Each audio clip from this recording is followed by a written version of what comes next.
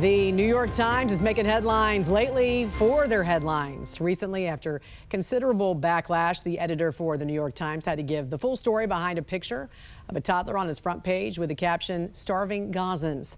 Our Washington insider, Armstrong Williams, says they weaponized a sick toddler for an anti-Israel hit piece. He joins us now with more headlines on the Hill. Good morning to you, Armstrong. Obviously, this is very important because Americans do not trust the media anyway. So when you're doing a story on Gazans starving, you really don't want to admit any part of the story because, as we know, a picture's worth 1,000 words. In this case, there were some words missing. What was the editor's note to this story? What was omitted, Armstrong? That in the background, why did the parents and the mother and the brother appeared healthy, and they did not disclose that this child had all kind of health issues and that this child was not suffering from malnutrition and starvation. And so therefore they had to retract. Even the retraction says that their reporters are sensitive and they go out of their way. And we just wanted to clarify and give you the full picture of what you were seeing of something they reported. And just like the Washington Post the same week had to retract and apologize for something they had reported coming out of the starvation was also inaccurate, which is why so much distrust we have now in the fourth estate. We've also seen so much anti-Israel, anti-Semitic rhetoric widely reported on college campuses and universities across the country since October 7th. Now, the president of Northwestern testifying to Congress tomorrow about this. We know Columbia, Brown, and now UCLA going to pay out these multi-million-dollar lawsuits. You know, I think some of the details of the harassment and terrorism Jewish students endured on some of these campuses is mind-blowing. Did I read this correctly that UCLA had a Jewish student exclusion zone? What in the world is that? Racism, bigotry, anti-Semitism, hatred.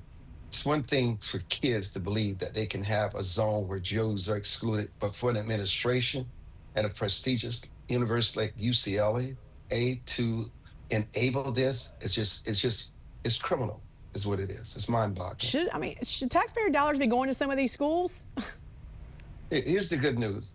This administration is changing higher education forever.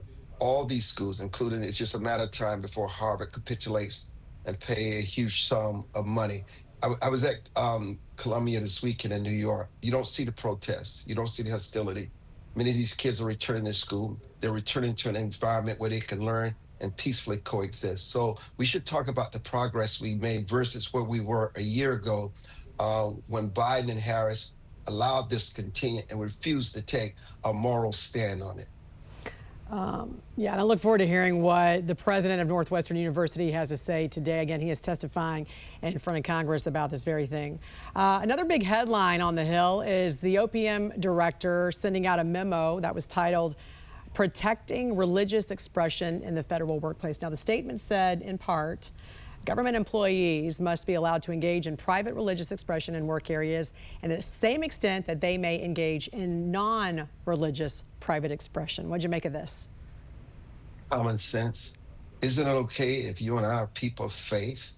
If they're people who don't believe what we believe, they can express whatever, and now we can have a conversation and come to a better understanding because sometimes they can see our joy, our peace, and our warmth, and they search for something deeper and more meaning to their lives.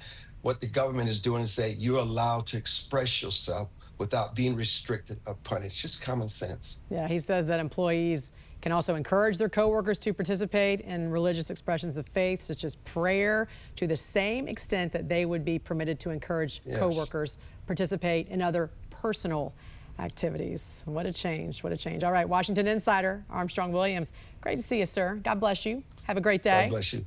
Thank you.